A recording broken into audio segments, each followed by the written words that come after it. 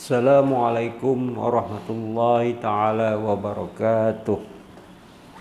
Salam satu Ramadan. Alhamdulillah kita diberi kesempatan dipanjangkan umur ya untuk sama-sama meraihkan Ramadan pada tahun ini.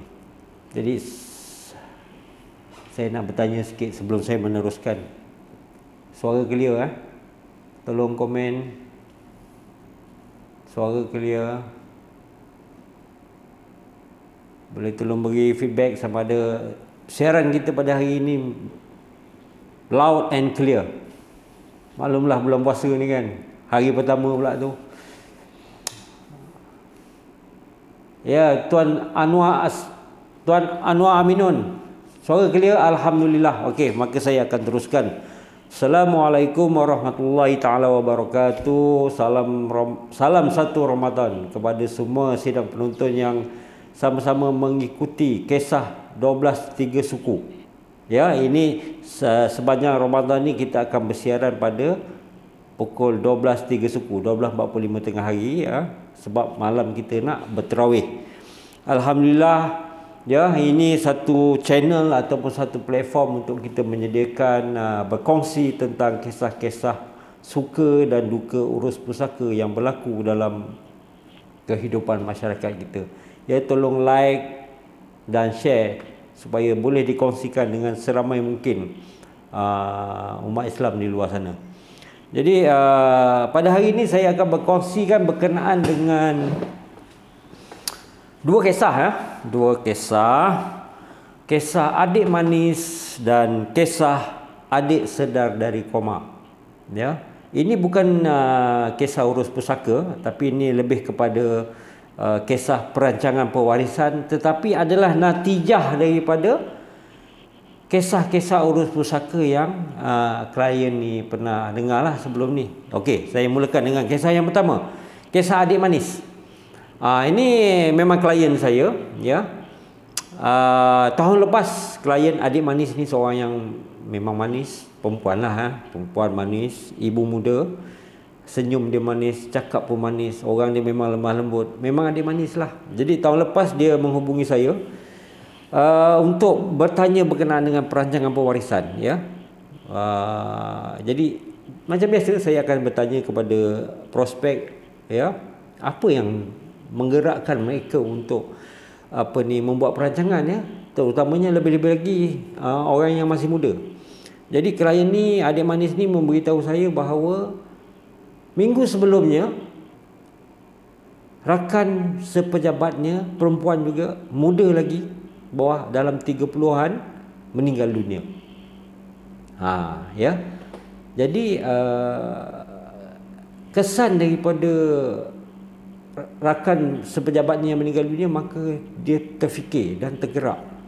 Ya, maknanya apa? Kematian ni boleh berlaku bila-bila masa sahaja, tidak mengenal faktor umur. Tak boleh kata dah tua baru meninggal, tak.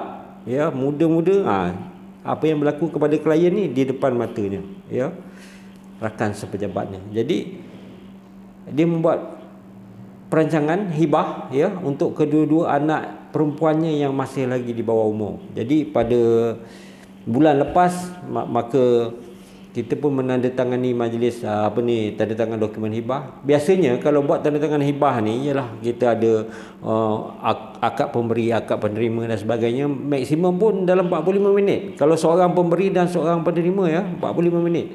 Tetapi untuk kes adik manis ni berlanjutan hingga 3 jam.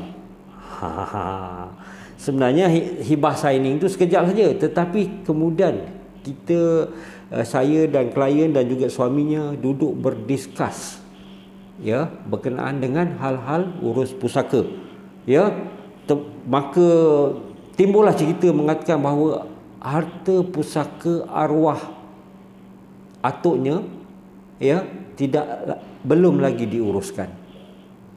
Kemudian klien adik manis ni pun menyatakan bahawa kesiannya kat atuk ni dulu seorang yang baik ya, banyak bersedekah, banyak tanah-tanahnya pun diwakafkan untuk surau masjid dan juga pusat tahfiz, tetapi sayang harta pusaka arwah atuk belum diuruskan lagi.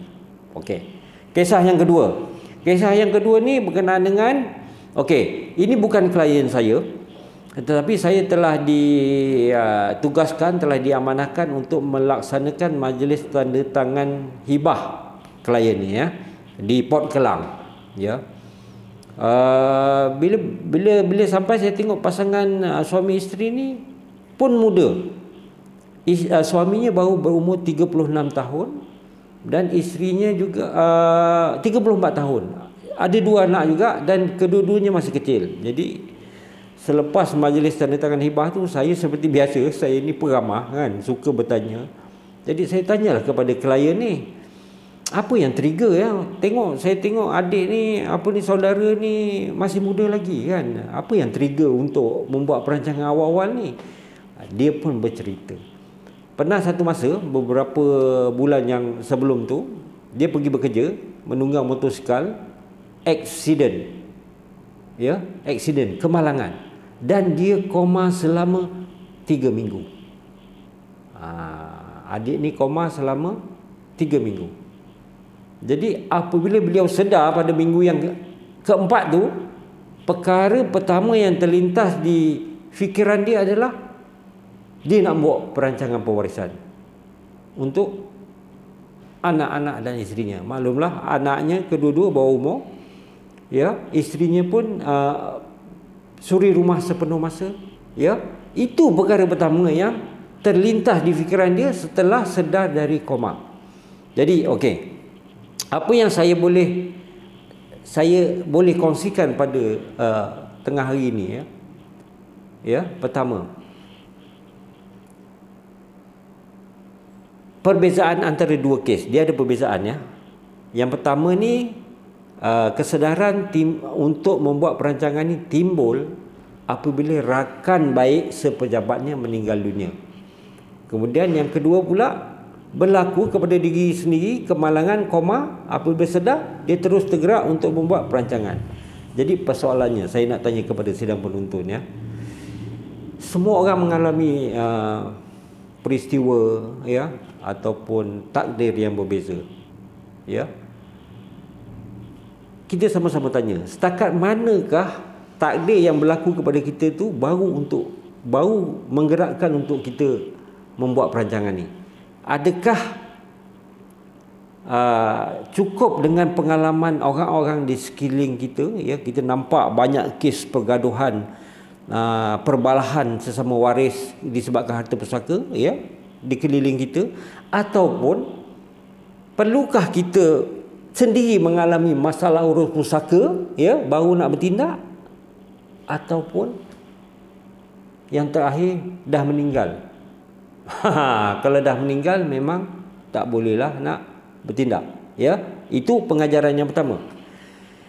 Pengajaran yang kedua, apa pula persamaan antara adik manis ni dengan adik yang sedar daripada koma ni? Sidang penonton boleh nampak tak apa persamaan dia? Ya, saya kongsikan. Persamaan dia ialah rasa tanggungjawab. Tanggungjawab apa? Kepada ahli keluarga bakal waris mereka. Bukan sahaja semasa mereka masih lagi hidup, mereka juga ada rasa tanggungjawab dan memikirkan ahli-ahli waris mereka apabila mereka tiada kelak. Ini bukan orang biasa-biasa. Orang biasa-biasa yang kita biasa dengar viral, tak handsome tak apa, biar kaya. Itu orang biasa-biasa.